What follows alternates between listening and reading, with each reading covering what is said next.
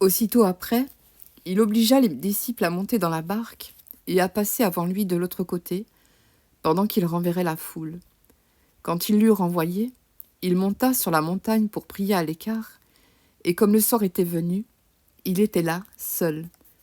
La barque, déjà au milieu de la mer, était battue par les flots, car le vent était contraire. À la 4e veille de la nuit, Jésus alla vers eux, marchant sur la mer. Quand les disciples le virent marcher sur la mer, ils furent troublés et dirent : « C'est un fantôme !» Et dans leur frayeur, ils poussèrent des cris. Jésus leur dit aussitôt : « Rassurez-vous, c'est moi, n'ayez pas peur. » Pierre lui répondit : « Seigneur, si c'est toi, ordonne que j'aille vers toi sur les eaux. » Et il dit : « Viens. » Pierre sortit de la barque et marcha sur les eaux pour aller vers Jésus. Mais voyant que le vent était fort, il eut peur, et comme il commençait à enfoncer, il s'écria : « Seigneur, sauve-moi !»